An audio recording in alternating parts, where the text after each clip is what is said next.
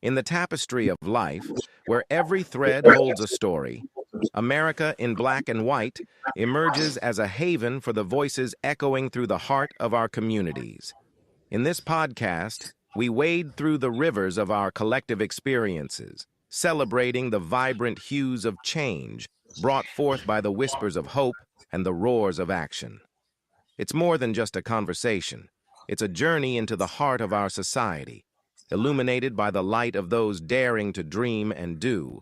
Join us, and let your voice be the melody that guides us toward a dawn where every color finds its place in the masterpiece of our shared destiny. Together, let's paint a future brimming with the positives that dwell in our minds and the actions that shape our world.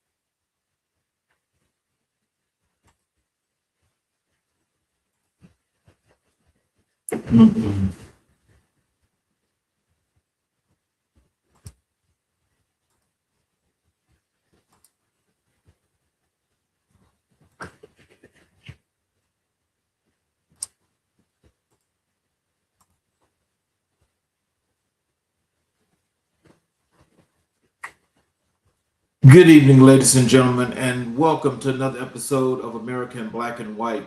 I want to apologize for the technical difficulties.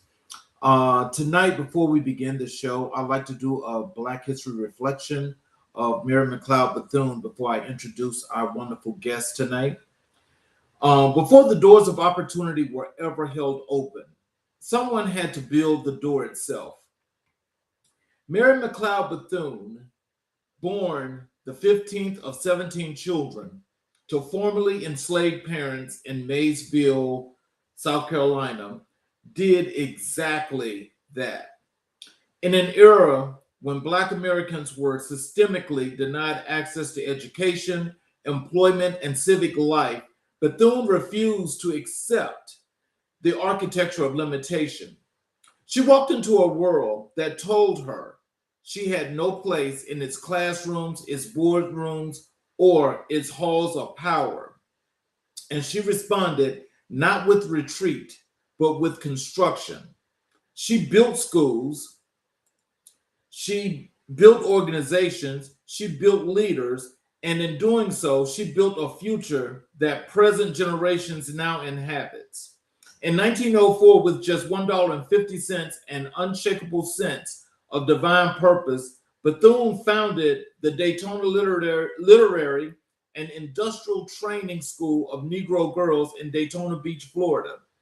That institution would eventually become Bethune-Cookman University, a thriving HBCU that has educated generations of Black professionals, leaders, and community builders. But Bethune's work extended far beyond the walls of any single campus. She founded the National Council of Negro Women in 1935, creating one of the most powerful advocacies and community uplifting organizations in American history. She served as an advisor to President Franklin D. Roosevelt, becoming the highest ranking Black government official of her era and the first Black woman to head a federal agency directing the Division of Negro Affairs within Negroes Affairs within the National Youth Administration. At every level, local, regional, and national, Bethune made talent development her mission. She understood that education was not merely academic, it was economic. It was civic, it was liberation. What makes Mary McLeod Bethune's legacy so profoundly resonant in this moment on this episode of American Black and White is the unmistakable thread that runs from her life's work directly into the work of our guest carries today. Bethune believed that connecting people to opportunity, equipping them with skills, and building institutional bridges between communities and employers was the most radical and effective act a leader could perform. She did not just speak about equity, she operationalized it. She built systems, she cultivated pipelines, she sat at tables of power and pulled others in. Tonight's guest, Dr. TaRita Johnson, walks in that same prophetic tradition, using her platform, her expertise, and her position at one of Michigan's most consequential economic development organizations to do precisely what Bethune did a century before, building bridges between talent and opportunity and ensure that no one is left on the wrong side of the divide. Mary McLeod Bethune once wrote, "The drums of Africa still beat in my heart. They will not let me rest while there is a single Negro boy or girl without a chance to prove his worth." That spirit, restless, purposefully, and deeply committed to human potential, is the spirit we celebrate tonight. We honor Bethune's legacy by welcoming a woman who carries that torch with grace, strategy, and power. Ladies and gentlemen, Dr. TaRita Johnson is in the building. Welcome to the show, Dr. Johnson.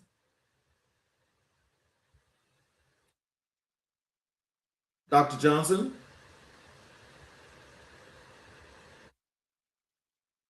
But I am tremendously honored to be here and be a guest on your podcast, as well as I wouldn't even, just to be in the same category with Bethune-Cookman is phenomenal.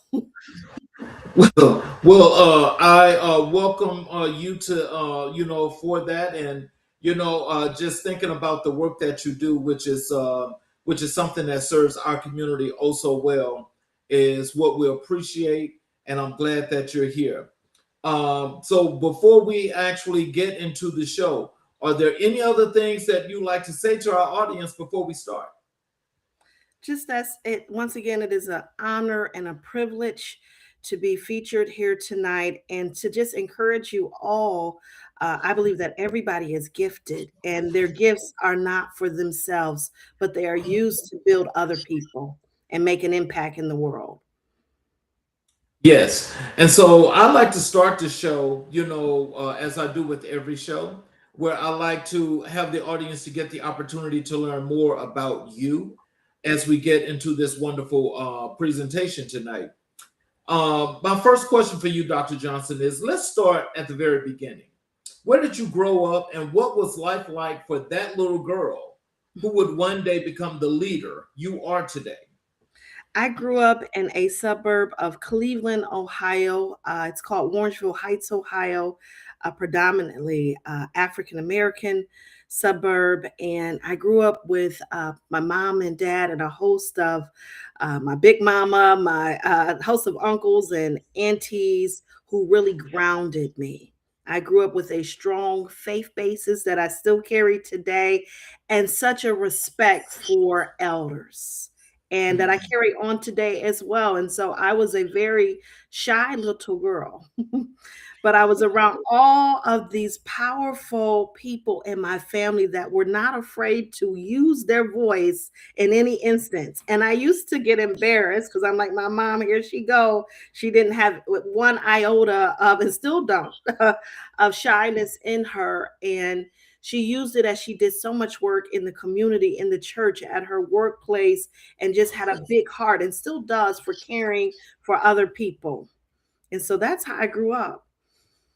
So, who were the adults in your early life, beyond your grandmother and mother, who saw something special in you and pushed you towards greatness?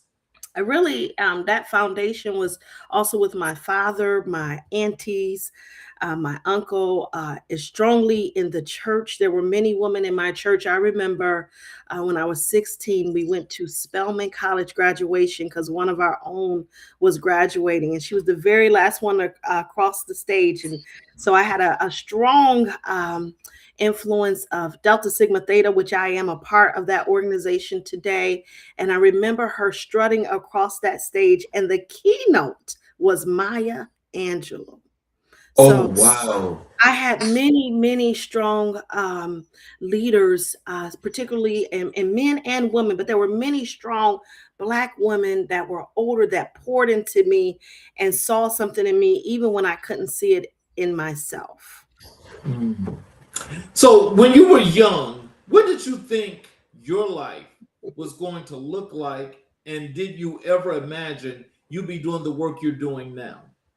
No, I did not. And I always wanted to be a therapist. And that's why I got an MSW, and I was a therapist for a short stint, and also at times teach how to be a therapist to undergrads. But I will tell you, I just wanted to help people.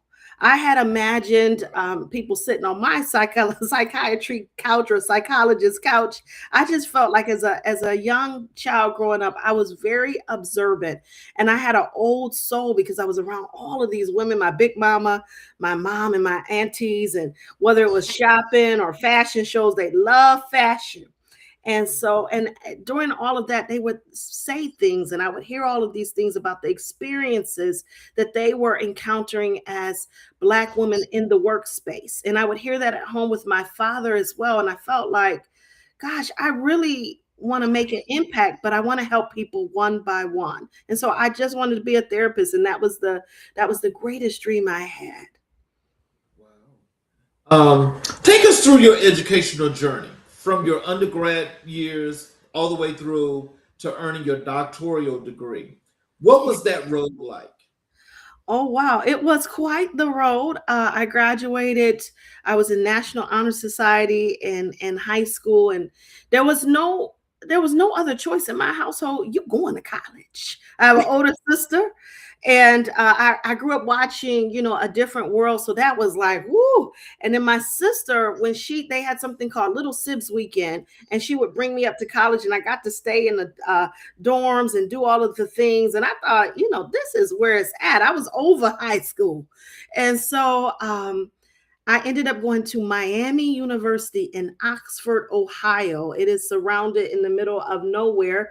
The closest city, I guess, would be maybe Middletown, maybe about 30 minutes away, which had a lot of Black people, but Oxford did not.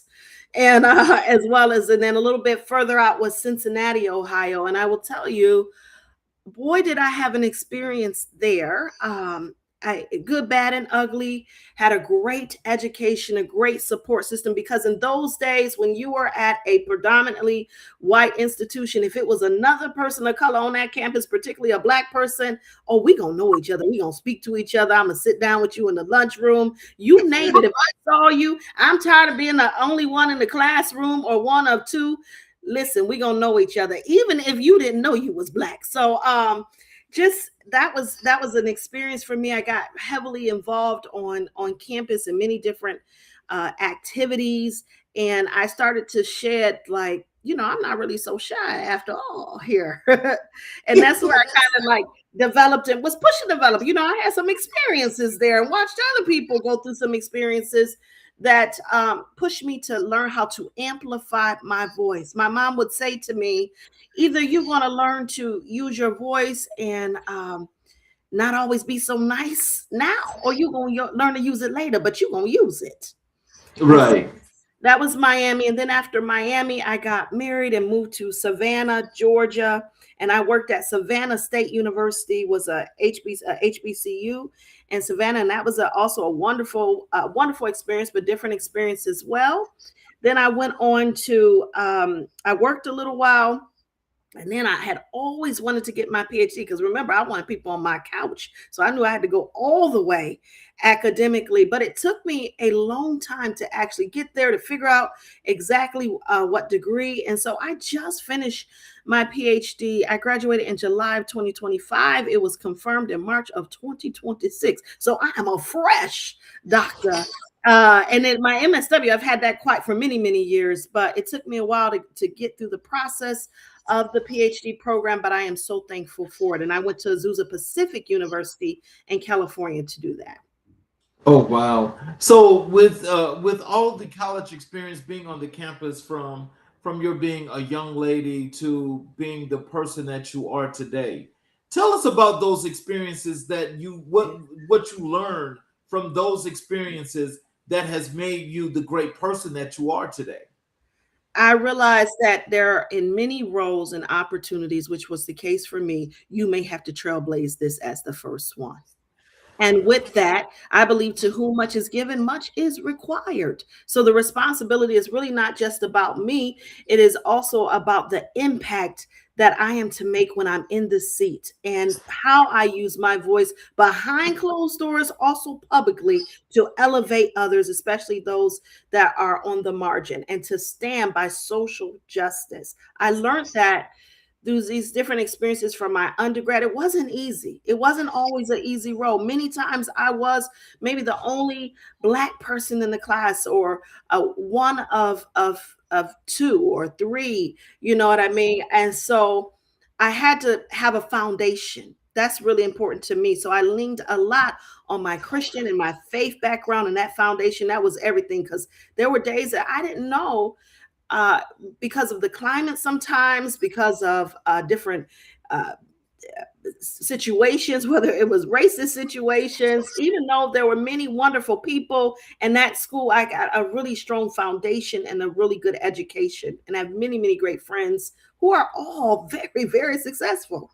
So I learned that I do believe iron sharpens iron. I was around a lot of people that were doing big things on campus. And I would say, in my friend group alone, these are some phenomenal sisters. And that challenged me. Then when I got to the University of Michigan, I met people from all over the globe. And I realized that, you know what, I don't have to be the best at everything, but if I work hard and I monitor who is around me, who I allow to have access to me, I can excel and get to places and new heights. But it's my responsibility, no matter the situation or the circumstances that I encountered. Going through my PhD program, I had some medical things. I also went through a divorce after many years of marriage. I have children. My mom got dementia. So many things happened in my life, a loss in family of significant people and friends. And I learned that those situations, it may feel like they're going to break you, but it doesn't. And it makes you stronger, even though we don't want to go through them. There is no other way but to go through them. Was there a specific moment, a pivotal turning point, where you said, "This is the work I'm supposed to be doing. This is my lane"? Whew. Every time I did that, God had another direction. I had no idea I would be working where I'm working today. Real talk. So when this opportunity came up, people started sending me the job and said, "I see you in it." And I am a builder. I have accepted it. When I get into a job, I am hired to come in with a blank canvas, and it is my responsibility to build it what it should look like. And so I am building today what talent with the marriage of diversity looks like in economic development. So I don't necessarily say in these 3 years, I'm going to be this or I'm going to do this. But as I approach situations, for me, it may not be everybody's case, but for me, my faith background is the foundation of everything. I'm asking God, close the doors that I don't need to go through and open the doors. So if I'm supposed to go through it, Lord, do it. And in my life, what I've realized in my different positions is that I operate by purpose and call. And when I'm in that position, for whatever season that is, I'm supposed to do everything that I'm supposed to do to impact the world around me. Well, you've had an incredible journey. Like you've worked at some incredible institutions across your career. Penn State, Savannah State, Baldwin Wallace, Western Psychiatric Institute, just to name a few. How did each of those stops shape the professional you are today? Mm. I learned each of those areas helped me. When I was at Western Psychiatric Institute, I was a therapist, and I worked in Pittsburgh in a Stowe Rocks community, and that's when I met people of different races as well, heavily Black and white, but there wasn't that much different because social economic status was lower in that community, and so I didn't see the racism in the same way working in that area because everybody was struggling, but it was more on a social economic status. We couldn't even get to the layers of everything else and why systemically things were that way. And so in that position, I learned the beauty of all of the different students and families that I worked with, but I also learned that I couldn't just help individual one by one because they had to go back home. So whether I counseled your son or daughter in school and you still had an environment at home and in a community that was not favorable, it's not one by one. We've got to do things at a macro level, a meso level, and a micro level. All of them have to be turning at the same time to make an impact because that student had to still go back in those environments. So I learned in these positions, you got to have an open posture and you've got to be strategic from a bird's eye view all the way down and every layer in between. So, what did you have to unlearn about yourself, about leadership, about what success looks like as you moved through your career? Number one, do not be immobilized by fear. Feel the fear and do it anyway. Number two, you are just as good as anybody else. We all have an opportunity. It is how you use it. So you got to deal with any issues of imposter syndrome, lack of confidence. You're going to have to push yourself out there and do what you're supposed to do because it's really not about you. You got to get over yourself. And number three, that every opportunity is an opportunity. You are the one that drives how you perform within that opportunity. You've got to see it while you're in it. You cannot focus on the negative. You got to focus on the opportunity and the positive in it. Talk to us about your faith journey. When did faith become a central pillar of not just your personal life, but your professional identity? Ooh. See, I've been in the church since I was as a little girl, so I don't know since birth. You know what I mean? I grew up in a family what like you gonna live in this house, you going to church. So so it has been a part of my foundation. And when I got to college and could make decisions myself, God don't play about y'all. I'm telling you, He don't play about His people because I couldn't. It's not like I could get away from it.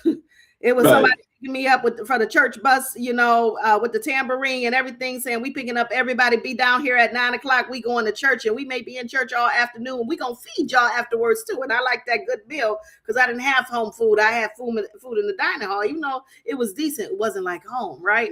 And so I didn't have a choice.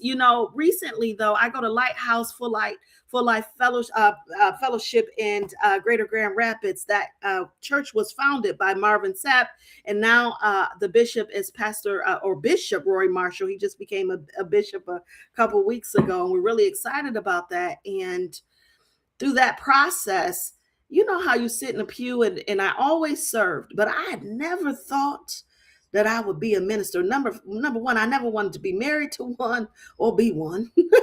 But I felt a call on my life, a few years ago. So became a minister, and then last year I was appointed to be an elder. And it just, if it's on you, it's on you. And I had to follow in that. And for me, I learned that there's no greater place to be but in the will of God. And through the shaping of Bishop Marshall and several others in my church today, and even my home church growing up, it's who I am. I can't separate it. Wow. Um, so what is the most important lesson your childhood taught you that still guides you as a leader and as a human being? Mm.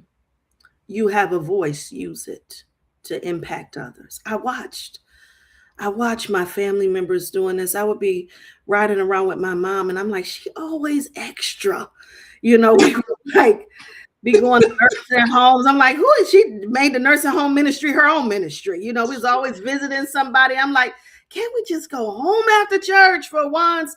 It would be people on the side of the road, and if she saw a woman with child or a woman out there, my mom might just pull her car over and give them the shirt off her back, her umbrella, everything, give them a ride. And I'm like, she is putting strangers in the car. Now I know we can't do all of that today, but she was led in that way. Or it would be things like I don't know, she couldn't be quiet. If she saw injustice, she was speaking up. It was times where my mom would act like, at one point she worked at the police station, so sometimes she thought she was the police, and she was just strong and powerful, and she would address situations. And I had a moment. I was working at Calvin University. I was running the career center, and I was going through my own things, and I was at a local facility getting my own counseling through my separation. And I don't know what look I had on me, even though I used to be a therapist. A lady came up to me and she said, listen, I got to get out of town tonight. I need help. They're not helping me here. Can you help me? And they really were helping her, but she wanted immediate help. And here I am on my lunch break, and she said, I need a ride. And when you get home, when you get to my house, can you tell them that I need to be at the bus station tonight, or this man is going to kill me? And I don't know what came over me, but I had one of my mama moments. I put this lady in my car, stopped off, got her something to eat, and she had the nerve to say, I don't do McDonald's. Take me to Popeyes. I know this lady from Can of Paint. Took her to Popeyes, bought the food, then went to her house. Listen, the lady cowering behind me. I'm banging on the door like I'm the police. And I'm like her family in the door. I said, hello, I'm TaRita, and she's been working with me. And I was like, she needs to be at the bus station tonight. And I'm like, and they're like, yes, ma'am. Yes, ma'am. This lady is cowering behind me. And I'm like, what in the world came over me? But something came over me. I felt her fear. And then I had to take control. And I even called the people in Chicago to make sure she was okay. And the lady on the phone in Chicago, her name was Rita. Wow. Wow. So do you think that that's when you realized that maybe you had that calling, or was that just one of those things that made your spirituality that much stronger? That's one of those things that made it stronger. I grew up with faith, but when it became so real to me, to be honest, where I got even crystal clear was all the trauma that I had been through, and going through a separation and a divorce and everything I had. If you've ever been broken down to, like we say, the white meat, and you are at a period in your life where you have nobody else to lean on, it's in those moments that I learned who God is. It's in those moments I say, God, why do I have to go through all this to hear you? That I realize that I can't do this or none of this, or I haven't been doing any of this without you. So I'm going to honor you, even though I'm in a position that is not faith-based, who I am authentically who I am. I don't have to be out here proselytizing or preaching all the time, but you're going to see how I live. I tell my kids, the Bible, you may be the only Bible that people see. So it's just in me. And it over time, through the trauma and through pain, it got stronger. So, if you could go back and give your younger self one piece of advice, the girl who was just starting to figure out who she was, what would you tell her? You are good enough. Because I didn't think I was good enough. Oh, really? So how did that come to be? I was really shy, and I was around all these extroverted, and my father was more introverted, but very kind, very generous man, worked hard. He passed, several years ago now, but no matter what they told me, and they would say, TaRita, they're just people, I still was real shy. I still was afraid. I still, sometimes dealing with us at school, we could be brutal. Kids talked about me, but even in those spaces, I was like the kid that everybody that was not accepted, that was rejected, would draw to, even when I didn't want it to be. Wow. So you had that natural magnet. When I think when a lot of people that are just natural people persons, I Mhm. mean, I think you get to learn that as you get older. But I think once you get to be that people person, it's one of those things that when everything just comes out, everybody gets to see that bright light that you got. Mhm. And apparently your light is shining all the time. I don't know about that, but I sure hope so. It's the light of Jesus in me if it's shining. Yeah, let's talk a little bit about your work here in the development that you do for your community. For people who may not be familiar with the right place, Yeah. give us the full picture of who are they, Mhm. what do they do, and why does that work matter to Grand Rapids and to Michigan? 100%. So, the Right Place is the second largest economic development organization in the state. And we have three pillars. We have, first of all, we have a mission that everyone would be economically prosperous. We have three pillars. I lead the people pillar: people, place, and prosperity.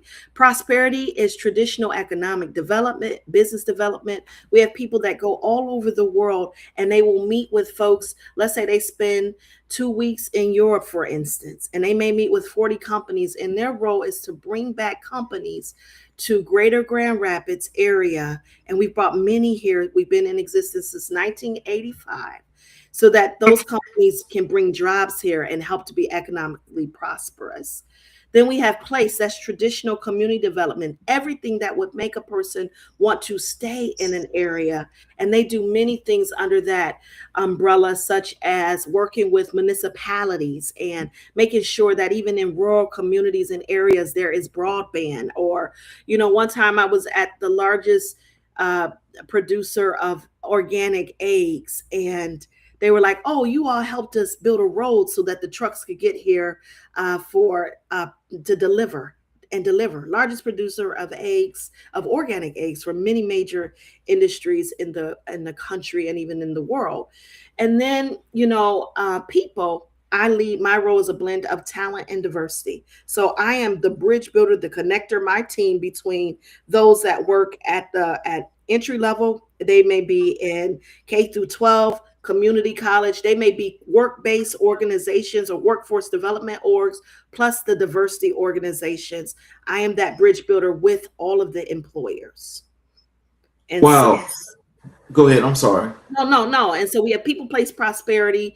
Just to give you a glimpse of what the magnitude of this is, we have 50 of every major CEO or college president or city official that sits on our board.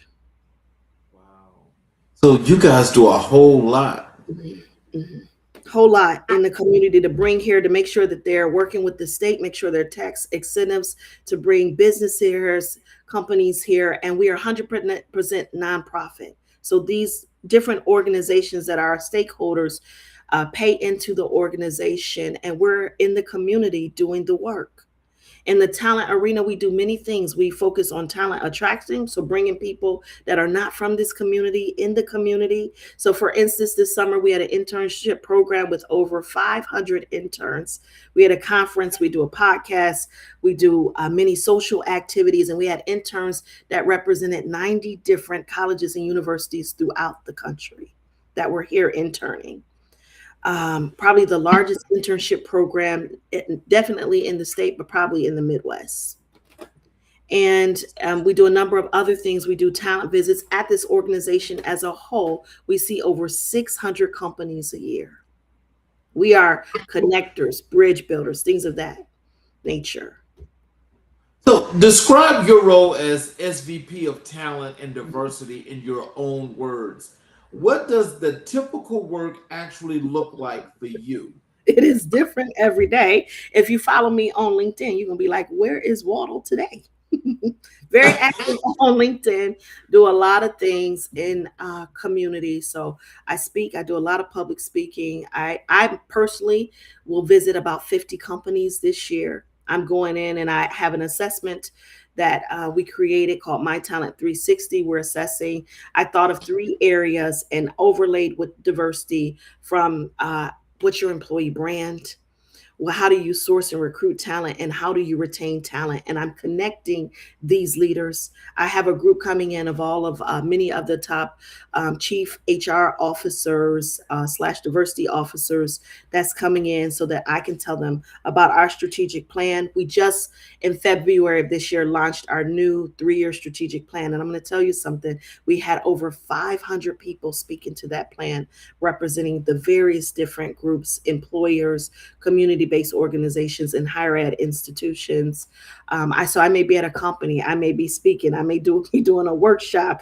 It's a number of things. I also have I have a very talented team. I have 2 young women, one who leads the attraction program, our internship program, our podcast. I have another who leads we have a radical hospitality program. So what I found is, as we have so many transient people coming here, because this is a community that a lot of people grew up and they know everybody, not everybody feels connected or plugged in.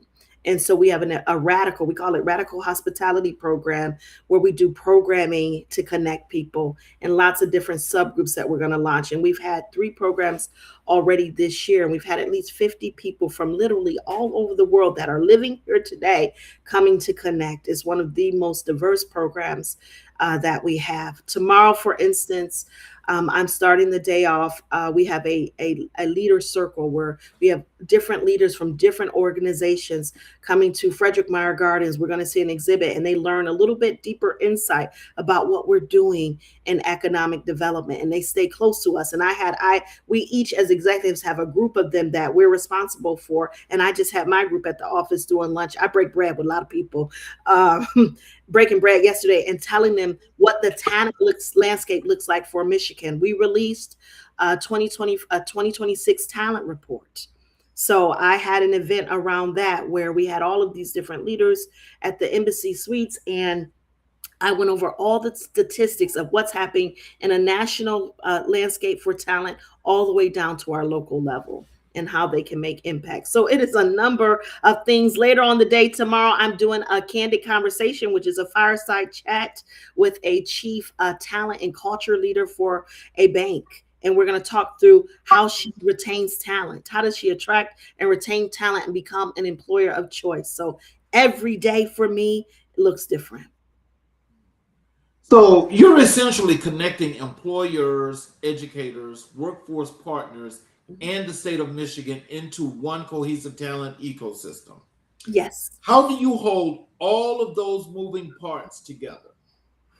We got people that help, and we also have a number of councils. So we have a tech council, and we have a leader that leads our tech council. We're getting ready right now for our tech week. Last year, that brought over 15,000 people. We had Steve Wozniak kick that off. This year, Damon and Robert from the Shark Tank, they are kicking off our tech week. There's a group that I helped to bring in to end our tech week called Black Tech Saturdays, based out of Detroit. They're going to end our tech week. They're helping a lot of Black professionals, entrepreneurs, founders, anybody that touch the tech space really launch and be great in their tech businesses. So just it's a number of things. We have a number of partners. I sit on about 8 different boards, most of which are talent related. Others that are personal interests as well. So what does an equitable talent ecosystem actually look like in practice? Not in a PowerPoint, but in real life, on the ground, in a community. Collaboration. It's collaboration. You could go alone, or you can really build it together. It's putting everybody at the table who needs to be at the table, those voices that are on the margins, but they on the ground floor doing the work. It's bringing them to the table. It's making sure that we have representatives, and it's making sure that they have the funding and the resources to do what they need, or connecting them to the people or organizations that do. It's all, every part is connected. So on my small team, I have one young lady, she does community visits, and she has a certain number where she's out in community, and she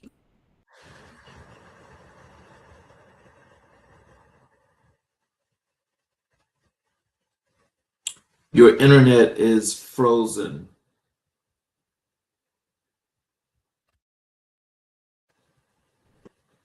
they do to make sure people security. You know, I sit on another board led by a Black woman, STEM greenhouse, who works with middle school and high schools to make sure that they are ready in math and all of the STEM. So all of these pieces, all of these plates are connecting. Another person on my team, she does educational visits, and she has a number of visits, and then I do about 50 employer visits. We're all working together. So, what are the biggest gaps in the current workforce development landscape, and what do you see as the most urgent opportunities to close them? Mhm. Whew, there's some gaps. Number one today, the talentscape. Birth rates are decreasing, and so we don't have enough people to do these jobs. So when you think of skills trade, when you think of a number of jobs out there, we don't have enough people. In the future we won't. So right now we are a candidate rich environment nationwide. We've got over 600,000 Black women, educated Black women, without a job today. That's a problem, right? And so Right. that's a huge problem. And so how do we get all of those women, and not just them, and others in the workplace, whether it's through entrepreneurship or jobs at organizations, and where they're not in a role that is underutilizing their skill set? That's a gap. What I see today, particularly here, but I believe this is true nationwide, entry level talent that is coming out of school, they're having a hard time, regardless of what they look like, what skin they're in, finding jobs, because entry level jobs is being transformed because of, we're doing a lot of things with AI and automation, and I'll get there. But then on the opposite end of the spectrum, as companies merge, as they have challenges, whether it's in tech and different industries, because this is industry specific as well, executive and higher level positions, when they lose a job, where do we place them? Because they've set a certain standard for themselves, and now they may have to move or do whatever when they have a whole life somewhere, because opportunities are taken from them, or their companies have merged. So that's a reality. And then you got the middle where the opportunities are. But how are we making sure people that are currently in the roles that they are in the right seats, on top of the economics of it? I make X, but the pricing is this. When we think of gas, when we think of food prices, there are a lot of things going on. Then there's AI and automation. We have to be upskilled. So if our people, so if I think particularly about Black people, if we are not upskilled in STEM, and if we're not doing it early on, if our school districts are lacking teachers in the STEM, we're going to have a problem, because they're going to be left behind. So those are gaps that we need to close, and make sure that we are upskilling talent that are currently in the educational realm, but also talent that are in the workplace, because people are living longer. We have multiple generations in the workplace, and people are going to have to work longer. So how are we also on the opposite end of the spectrum, upscaling the aging workplace? And so, as you say that, because I mean, you hit on like so many different things that I think they're more than just gaps, but like that one big thing in the beginning, because that's the one thing that really caught me off guard is the fact that all of these top tier Black women that are so educated were laid off all around the country. Mhm. And the one thing that, if there's one thing that that most of us should actually think about, is that one thing that you said, or the part of the question, the premise of the question, the gaps. Mhm. That is what actually created all of these gaps. Mhm. And with that creating all of these gaps the way that it has, and I understand what you guys do at your company and how you're trying to fill these gaps. Mhm. What is the one driven essential focus that you guys may be thinking about or pushing forward with in trying to fill at least a few of these voids? Mhm. Because you guys can't do it all. No. But what are some of the main things that you guys are looking at to fill those gaps? Yeah. It is a talent ecosystem. Mhm. We are bridge builders, we're connectors. And because we're at the center, because we have so many leaders, our number one priority is to bring businesses here to create jobs. That's economic development. Right. Right? So that's creating the jobs. My responsibility, I would say, in the work that my team does is making sure that we provide the strategy. We don't put the people in the jobs unless they work directly for us, but we're providing the strategy, the access, the resources. What I have found sitting in this role is if you don't know, you don't know, and you're outside of access. And Right. oftentimes it's people that are on the margins that don't have the access. So my responsibility is also to let them know of these different opportunities, the access, and make the connection. So to give you an example, if I'm in a company and they say, TaRita, we're going to be hiring. I met with a tech leader that's doing all of these things in AI. He said, I'm going to be hiring about 77, 80 jobs, and they're good paying jobs to the end of this year. My responsibility is to not just take what he's saying, but also to put that in community and use my connections to make sure these people that are out here looking for opportunities that are a match know about these jobs.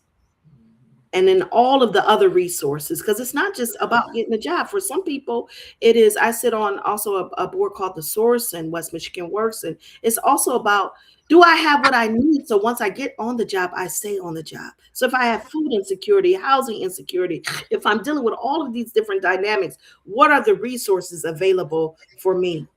I'm also tied to the Urban League, the Hispanic Chamber, the Hispanic Center. I mean, the Asian group, all of them.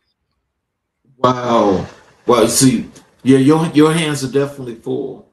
But I got to ask you this next big important question is how do you think about the relationship between DEI and economic development? For some people, those feel like separate conversations. Mhm. How do you make them one? They are one. First of all, when we look at the US Census data in this country, even though birth rates are decreasing, there are three ways in this country that the population is growing. Number one is domestic and international racial and ethnic diversity. If we're going to grow, we are growing. That's where the population is growing. So, regardless of what is happening politically, that's a moment in time. But as we need people, AI can't do all the jobs. We're going to still need people. And if the population is growing, particularly in racial and ethnic, domestic, and international diversity, we got to look at that. The last way that is growing is age. No, so we're not only called the browning of America, we're also called the graying of America. We're at an age today where there are multiple generations. All generations are in the workplace, and we need to equip people to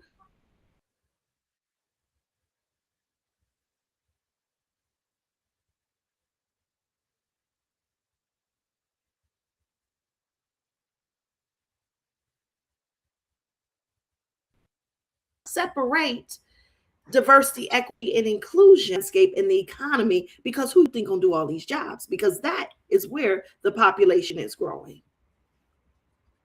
Right. So retention is often harder than attraction. What are the biggest reasons that talented people, especially Black and Brown professionals, leave organizations, and what can employers do differently? Their leave is still number one is their supervisor. Not even the money. The money coming there too. It's in the top, but the supervisor. So if I'm in a role and I am underutilized in my position, and people fail to utilize my gift and the value that I bring, I how long do you think somebody gonna stay there? Or if, Exactly. or if I'm in a job and I'm constantly getting microaggressions, it's only so many times I'm gonna keep taking these paper clips before I got bruises all over my back and my whole body. You know what I mean? Like, come on now. And this is the thing, because it's a candidate rich environment, that doesn't mean that an employer should get lax on the retention. You have to be an employer of choice and understand that. I believe that what you put in the ground, you're going to get back in return. Okay. regardless of the season that you get it back. So if I put good in, I'm going to produce good. If I put bad in, I'm going to produce bad. So this is the thing. My clients and my employers, they're all connected. Every single person that works for an organization can be a good or bad brand ambassador for it. So if I got people that are ill-trained and they got to management or supervision because they was good at their job or because they was connected to Curly, and now I'm being managed by somebody that doesn't know how to manage me or understand me, this is going to hurt the organization as a whole. It definitely will hurt in the future when you think about Black and brown and cultures that are more collectivist, because we tell word of mouth is big for us. So if you're doing right, we're going to share that. And we're going to want other people to take part in that. And so when there are opportunities, because a lot of these companies have employee referral programs, and you get paid if you're referring good people and they stay there. So retention is everything. The culture of your organization is everything. You know what I find so fascinating is that you know, as we're talking about this, is a lot of the things that you're speaking is so true and are so logical, but logic does not dictate how things how a lot of these companies operate. So with that being, let's just call that the foundational base that you're just gonna get something, you're just stepping into something. We got to do something to fix that and to make that right and make that cohesive, because what it sounds like to me is that, yeah, you know, companies are companies and they make their policies and they do the things that they do. But there's also a standard that's above them that's supposed to be upheld. So without that happening, let's just throw that out the window because we know that's not happening.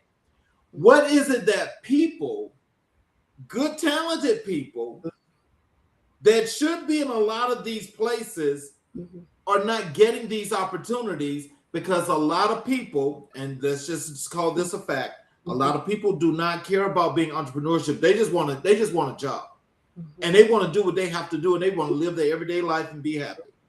What can we do about that kind of situation to make things a little bit easier foundationally for a lot of people that are looking for these great jobs and companies that really are about the retention? How do we find that? This is a layered question. This is like an onion for me. All right. So when we think about entrepreneurship, and I know that's not for everybody, but we also have to support our businesses so that they can provide opportunities for people that won't get these opportunities elsewhere. But they have to have enough capital and resources so that they can stay in business. So that's collectivism is important. Unity is important. If it happens to you, what makes you think it can't happen to me? Exactly. So we are our brother and sister's keeper. Whether we like it or not, we are. So we have a responsibility. I have a responsibility. I'm so busy. Listen, I can have coffee, lunch, dinner, breakfast, all of it with people all day long, happy hour, and not even do my work. That's how many people that are in my view that want to sit down and meet. That's the truth. My poor admin. I don't even unleash it fully to her because she supports me and the CEO, and I ain't trying to kill her. Right. So we have a responsibility. So if I am the person that is looking, I also have a responsibility. So for those of us that have the opportunity, whether we want to be the person that is the model or not, we got to kill it. We got to be consistent. We got to show up on time. We have to do our job well because we are brand ambassadors for our own group, whether we realize it or not. And it could either hinder that sister or that brother that's coming through sitting in an interview. And often if I'm hiring for us, I want us to do well. So, I need you to do well when you get in here. We have to upscale our own people. We have to help people. We have to teach them how to interview. We got to network like nobody's business. We have to use any platform we have. So even if I'm at home and I'm on TikTok, now I'm on TikTok, but I'm on TikTok preaching because it's fun for me, right? Or I'm just doing that in my pastime. But even if I'm creating my own thing, like a YouTube channel, or I'm leveraging LinkedIn, if I don't know about you as an employer, sometimes great talent is difficult to find. So you have to put yourself out there. You have to network, as uncomfortable that is for many people. I love it. But a lot of people, that's not their thing. I actually teach this because they don't want to do it. I get it. It's uncomfortable, but you got to, number one, feel the fear and do it anyway. And number two, you have to stretch yourself outside of your comfort zone. It may take, you may have to, when you're looking for a job, I've been there. It's like it's looking for a job is a job.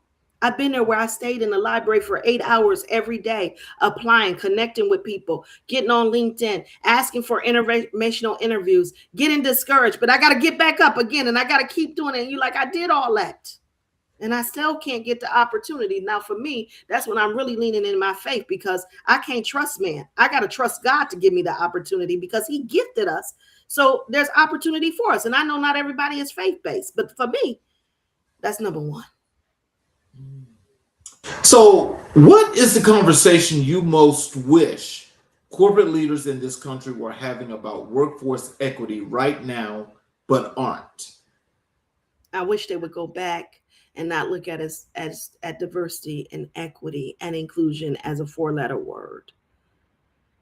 I wish they wouldn't allow the political chaos and the cacophony, because it's like a bunch of noise everywhere, to deter them from people. Not everybody does, but go back to it, because once again, our population is growing in 3 ways: racial and ethnic, domestic and international diversity. And AI and automation is an enhancement, not necessarily a replacement. It will replace a lot of jobs. It will also create jobs.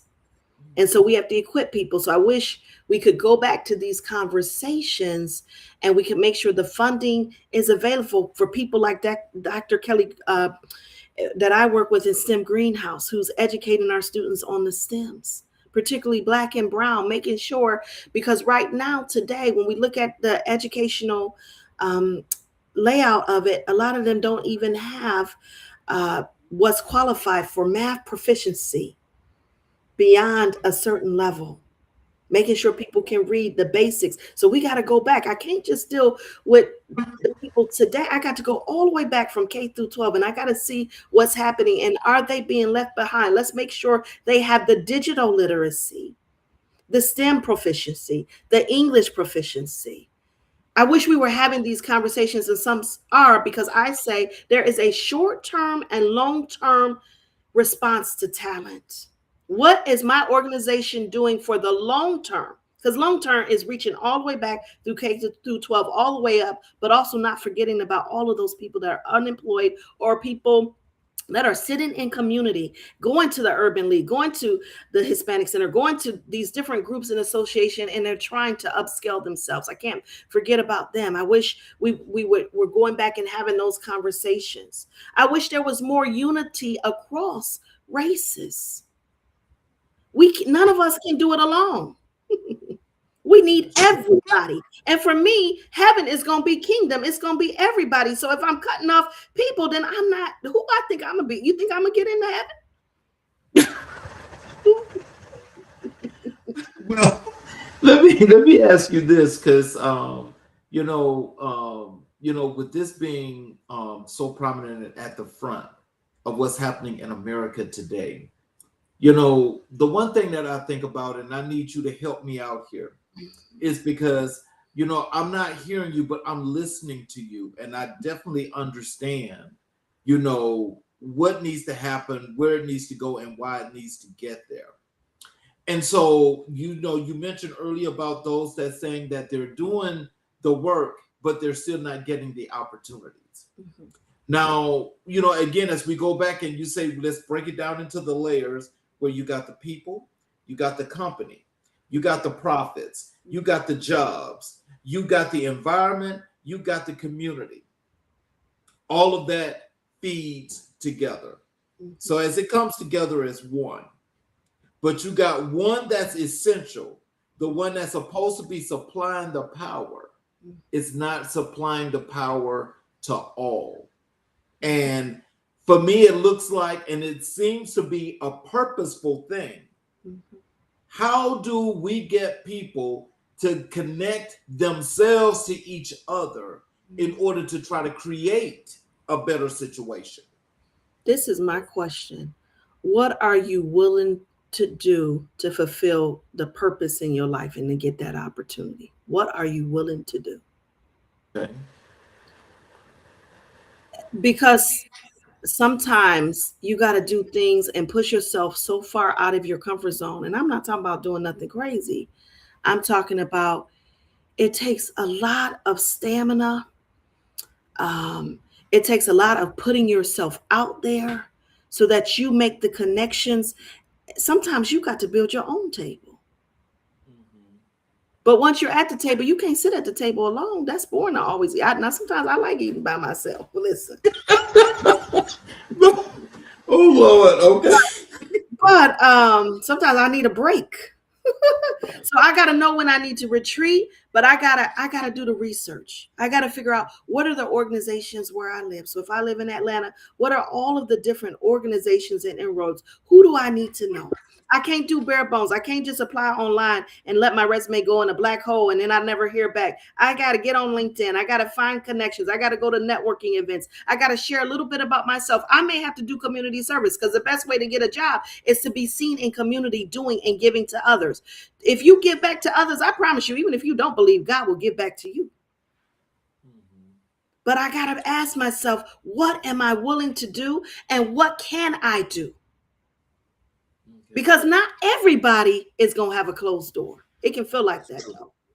Not everybody is going to have a closed door. Not everybody is going to say no. But what do I do when I get so discouraged? Because I've applied for 200 jobs and my resume or application just went into the applicant tracking system. What do I do when I get discouraged? When I still got to feed my family and I still got to eat? What do I do? What am I willing to do? How do I...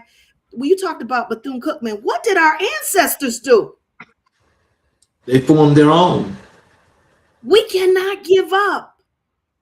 The greatness is in our DNA. That's why people get so mad at us. We done tried to kill you. We've killed so many of you. We done did this, but y'all just keep getting back up. Still I rise. We got to dig deep and we got to figure out, how do we help each other? How do we work together? And not just together, but how do we work across race? Because remember, for me, kingdom is everybody. So I see you in this other country that's going through too. Now I got to deal with my country. I got to deal with what I'm dealing with, but that doesn't mean I don't see you and that I don't care. And I got to figure out what I'm called to, because I'm one person. I can do so many things. So what is it that I am called to, and how can I help, and how can I connect and link arms to others? I got to understand that even when I go through seasons without, and I've been there, trust me, that everybody, I've got to change my mentality. And I got to help others that look like me and others that don't look like me understand that everybody can sit at the table, and not just sit at the table, but eat well. That is true. If you had unlimited resources, time, funding, political will, what is the one workforce development initiative you would launch immediately, and why? Oof. This is hard. I only get one. One. All of these Black women that don't have a job, and Black and brown men and women that are trying to figure out how they're going to eat. I will create something for them. I will create funding streams, whether you want to go the entrepreneurship route. So I would train you and get the right people to help you to be able to launch that business. And not everybody that looks like me, but people across race, because I got to think global if my business is going to succeed. And I got to bring everybody into this. I would also create another stream where I'm helping companies who they don't even know how to find you. They don't even know where you are, and creating platforms so that they could actually find you, and networking events, and providing internships and apprenticeship opportunities, and giving companies the funding. So essentially the funding that I have is paying you, not necessarily that company, but you're getting the opportunity. Right. I would also do another stream where I'm reaching back to K through 12, and even these students that are in colleges and community colleges, four-year institutions, that don't normally get internships or opportunities because they got to work. And I would give funding so that their education is 100% paid for, and they have a stipend to live, and working with companies and hiring a staff to make sure there's a one-to-one match for internships across the country, across the globe even. That's interesting. And I know I said one, so I know that, that's kind of hard to do something like that with it's just one single thing. But, in today's time, this, you have to think about, I guess you just have to think about one. Let's talk a little bit about the work that you do in leadership and entrepreneurship. How would you describe your personal leadership philosophy in just a few sentences? What are the non-negotiables of how you lead? Yeah, I also have a leadership consulting practice, and I do a lot of leadership and executive coaching as well, a lot of workshops. And one of the things that I believe in, I got my own 80-20 rule. I think we should power 80% of the work that we do, if we can, should be aligned with our natural giftings and abilities. And if you do that, you will always be successful. That 20%, this percentage may ebb and flow, are the things that we have to do that we necessarily don't want to do. But if I power how I am created, what I'm naturally gifted to do, if I look for opportunities in that, no matter what it is, because they are there, I'm going to be successful, and I'm going to be more fulfilled. And that organization is going to be successful because I'm happy and I'm fulfilled. And sometimes that seems like that's not possible when we think of economics, but it actually can be. We got to expand our mind.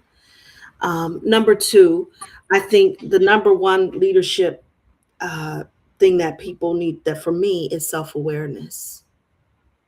If I don't know myself, if I don't know what I'm really good at, what I'm not good at, if I don't know, if I'm not 100% confident in my ability, when I see other people where I think I should be, I may get jealous, I may be difficult. I got to know who I am, be very self-aware, and where I need to grow and develop, so that I'm not mad about my brother or my sister doing great things. I can cheerlead for everybody because I know who I am and I know how I can lead. So self-awareness. Number two, you got to be emotionally intelligent. You got to understand your worldview. How were you raised? How were you weird? How do you see the world? What is your foundation? So for me, obviously, I've said multiple times in this call, I am an elder, I'm a minister, so it's going to come out my mouth. It's faith, but that's not everybody. So what is your foundation? What is the thing that fuels you? What is your purpose? You got to know that, because that's going to impact how you lead. Very, very important. And I believe you should always sharpen the saw. So who is your own, for your life, who's your own personal board? If everybody on that board have the same level of experience that I have, we in trouble. Who can hold me accountable? These are the things that are important for me in leadership. So, as a Black woman in a senior executive role, what has it taken emotionally, strategically, spiritually, for you to show up at that level consistently and authentically? I was going to say that a lot. And number one, being my authentic self. Who I am is this is who I am at work. I have a wonderful leader. Listen, we had the same personality. We even though we in different genders, different races, all of that, behind them closed doors, I tell him, I ain't got no filter with you. If I can't be authentic with who I report to, and I can't share what I really go through, then that's problematic. I have to show up as myself. Now, we all have to have at times code switch and things of that nature, but I've got to be able to power my gifts. I got to be able to tell you the truth, and you got to be able to hear that. It takes a lot. It takes a lot because the pull on me is great. I am the first African American executive at this organization. So the pull is from everybody, not just people that look like me, everybody, internally and externally. So it takes a lot. I have to be really invested in self-care, and I've not done that so well. I'm trying to get better at that. I'm finally, I was in New York a couple weeks ago and I got sick and I couldn't eat for 3 days. That was good because I need to lose some weight after, now that I think about it, but in the moment it was not good. When I was throwing out every trash can in Times Square, I'm telling you the truth, and a lot of times I'm TMI because this is who I am. And I'm telling you what, I have to care for myself. I got to care for my kids. I have to remember what my purpose is. I can't be all things to everybody. And I sometimes think that I should be, and I can't be. So I have to care for me first, just like they tell you in an airplane. And I'm learning to do that better because I have put myself, like many Black women do, last. And time out for all that. We don't wear a cape, even though it looked like we flying around here. We do. Sometimes we need to be on the broom. I will tell you this, Dr. Johnson. When you're saying getting better at self-care, I mean, that is the one thing I'm working on right now myself because, I think once you get so involved in what you're doing and you loving what you're doing, I think sometimes it just goes by the wayside. You really don't think about it. But until something happens, then it's like, ooh, okay, wait a minute, I got to bring this back. Yeah. And so I know that's pretty tough, but hey, you're right about that. That self-care has to be one of the things that you got to do. You've navigated a wide range of organizational cultures: higher education, corporate banking, retail, economic development. How do you read a room and a culture quickly and adapt without losing yourself? I do a lot of public speaking. And a lot of times I'm called in some rural area, and it may just be me in that room, and I got a whole room of people, and I have had to learn to read. That's the EQ. That's the emotional intelligence. I also train it as I'm often developing mine. So when I'm going through, that's why that board of directors for your life is important. I got to have people on 911 status. So if I'm going into something, number one, for me, I got to be prayed up. I have to have a strong spirit of discernment and wisdom. I can't say everything that come in my head. And I'm a TMI person. I can't say everything. But I need to know what I need to fight for and what I need to be quiet about. Everybody can't be a burn it down person. That is true. So I'm in the spaces in the rooms that I'm in because I have learned to work strategically behind the scenes. I have helped so many people that they don't even know it. And I don't need the credit. I just need them to get the help. And there are some people that I'm trying to help, but if they kill it for themselves, they don't even know. So I need to learn how to work strategically and be mindful of every platform, every opportunity I have, what I say, and the impact and the weight that it carries so that I can continue to be invited to the table and have a voice at it. Talk to us about building teams. What do you look for in the people you want around you, and how do you cultivate a culture where people can do their best work? For me, the smaller the team, the better. And I've had many teams, well over 20 years. This is really important. Who you hire matters. I hire character, not always skill. Because if I can teach you the skill and you have the character, I can't teach you the character. So I am very strategic in how I interview people, the questions that I ask them their non-negotiables. I tell them my leadership style so that I can get this right. And then once I hire them, We do a lot of personality assessments and things of that nature. I give them a full description of who the leader that I am. I'm telling them that in the interview process because you may not want to roll up with me. That's very true. And then I understand who they are. And sometimes, depending on where they're in their career, I'm explaining to them through assessments what I see. And then I'm doing one-on-ones. I have an open door policy. I have two newer to career people, and then I have one that's almost on the opposite end. And so I'm to them, I'm coaching them. I treat my team as if I'm doing an executive coaching session for all of them, for each of them. Well, I'll tell you that's a good thing to do, because I think for a lot of people they need that extra help in order to move forward.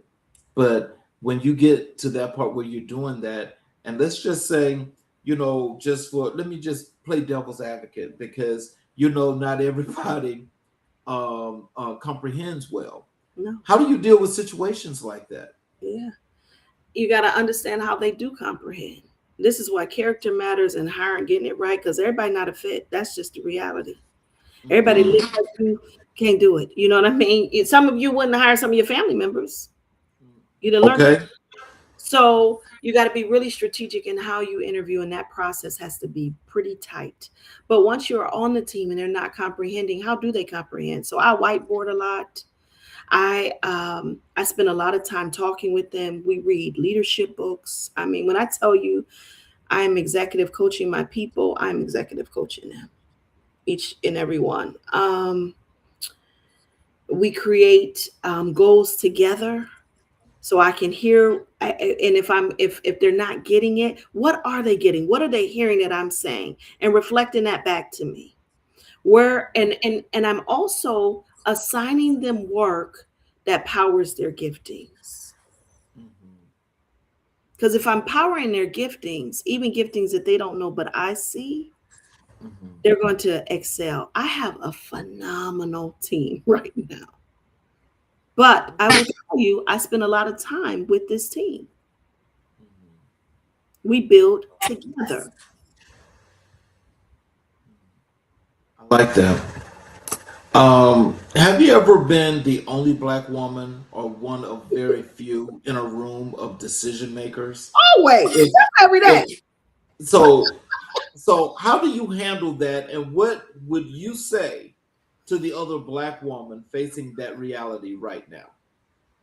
Number one, you can't be in a position like mine and that not be your regular experience. Real talk. You got to know yourself. You have to really know yourself, and you need to know, just like I would tell that little girl, you good enough. You better than that. You're the blueprint.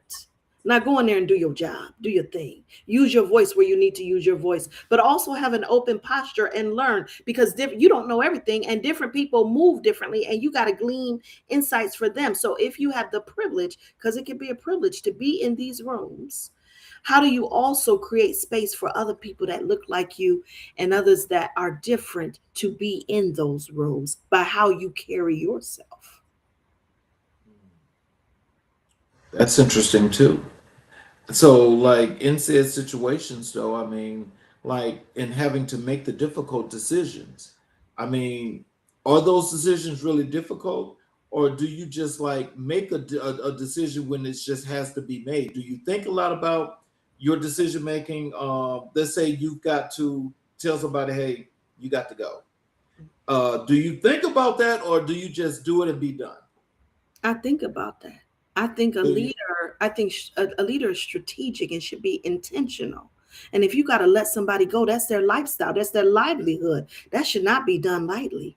And if you can do that without blinking, I would be questioning your moral compass and and your love for people. And people that could do that, I'm afraid of them.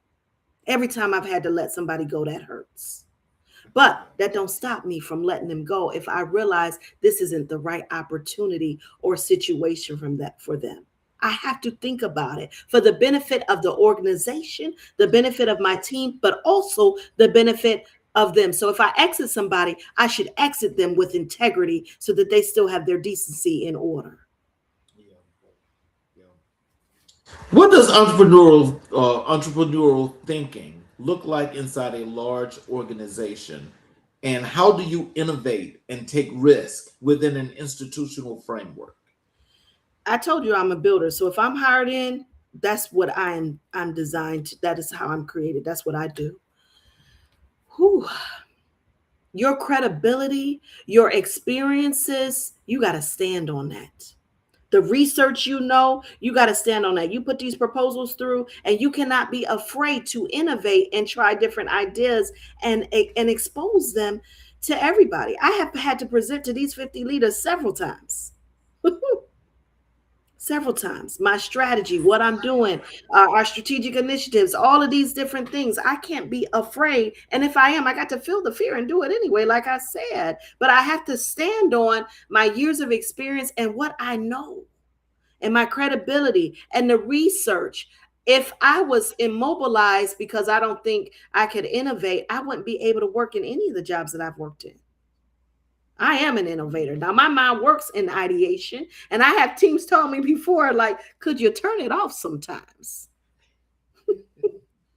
Well, I always think we should stretch and do more and do something different and do something new. My mind is always turning, but that's part of how I'm wired. I realize that it's not everybody's wired, but if that question is wonderful for me, because you're talking to somebody that has been designed and created and builds everywhere she goes.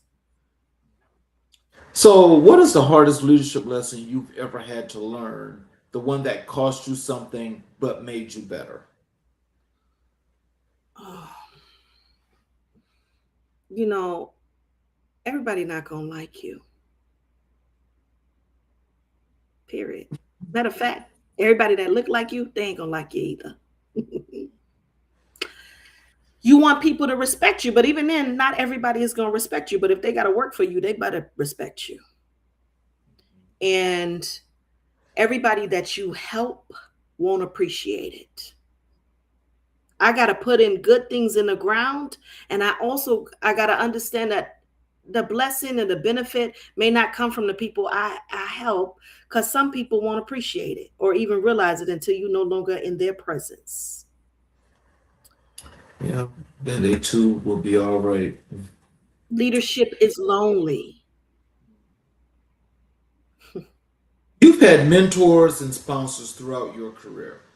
What's the difference between those two relationships, and why does that distinction matter for emerging leaders?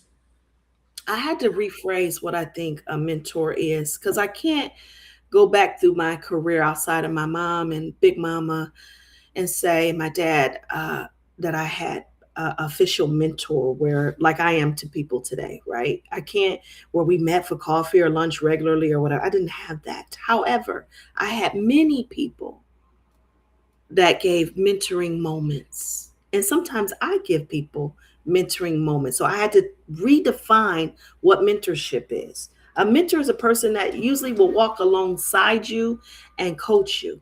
Sponsor is very different. I've had many sponsors. A sponsor leverages their social capital and their positionality and gifts you with it. And that's what I do for my team. Anybody that worked for me, they pretty much got my social capital. How do you manage the tensions between strategic playing the long game and also showing up with urgency for communities you serve who can't afford to wait?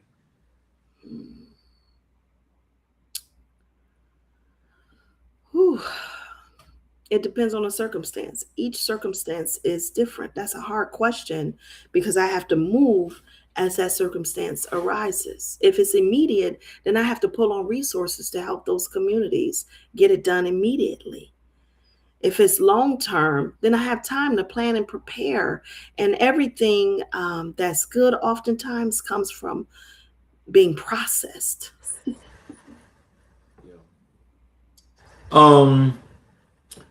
Let's. What does legacy-centered leadership mean to you, and how does it show up in the way you make decisions day to day? Okay. I'm sorry. I'm having some My computer is gonna die here, so let me just connect here. I'm sorry about that. Um, okay, so how I show up, legacy is everything, right? So think about our ancestors, and I told you already, to whom much is given, much is required. Um, I think about that often. I think about, it's not about me. I said in the beginning of this call that our gifts are not for us. So everything that I am doing, I'm strategic about it. I'm intentional about paving the way. The team that I have today, I have some younger folks on my team. I am building them because I'm always looking for who can replace me, who can be the next. So that is always in the forefront. What's the legacy that I want to leave for my children and in my life? My work is missional for me. It's not just a job. What's the impact? What's the good that I am sowing to be a blessing for the greater good? Well, I don't want to, we're like fighting here in time, but I want to give you this one final question. What is it like when it comes to the people that are watching and they're listening to the work that you do in leadership with this great organization that you work for? What are a few things that you like to tell them that they need to try to bring into their being as they go out into this world and try to make the best of what they need to get? Okay, maybe I'll do this in an acronym. I'm going to do this in an acronym called VISION. So with the V, you have to have a vision for your life, for your purpose, your mission, and understand that your vision and your call, your purpose can change over time depending on what season of life that you're in. The I is you have to have intellectual curiosity. If I want to stretch and grow, I got to be curious intellectually about different things. I got to be curious about people that don't look like me. I got to be curious about different opportunities, and I can't limit my mind. I can't even allow myself or anybody else to put me in a box. So when I think about the S, I think about self awareness. I got to know, what am I really, really good at? What's the thing that I can do that, oh, I don't even have to get paid for because I just love this thing, and I got to figure out how I can do that all the time.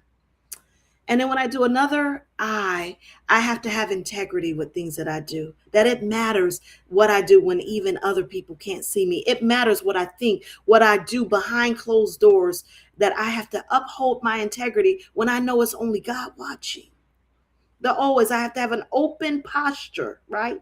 I have to be open to different opportunities that I never thought about, different experiences, and I got to stretch myself beyond the fear or uncomfort. And the N is I have to be okay with sometimes being a novice at things as I embark upon something new. I'm learning these things, and it's okay if I don't know everything. That is vision. Well, I hope that those that are listening, I hope you guys can take this for what it's worth, because that was really really great. So, in closing, do you have any other words of wisdom and encouragement that you like to tell the people? Tell them how to connect with you via social media, your website, how to get your books, all of those good things. Yes. Please connect with me on LinkedIn. You can send me a message right through there. It is TaRita, JTARITA. Last name Johnson, JOHNSON. I would love to connect with anybody listening. And just remember, you are enough, and you are multi gifted, multi purposed, and multi talented. And don't let anybody put you in any box, not even yourself. Right. Well, I want to say that as we have got to this part here, I want to thank you for being here, because this was really, really great. And I love, you sharing not just the great work that you're doing, but what it takes to be a part of leadership and how leadership operates. That's something I think a lot of people need to understand, because sometimes people don't understand what leadership is and just think sometimes, and some people get away with just like, oh well, I know such and such, so I'm good, I don't care what you say, but people have to understand what leadership is, because leadership, when we talk about economic development, like how you're doing it, leadership is very important because it has impact on many people, many places, and many things. Absolutely.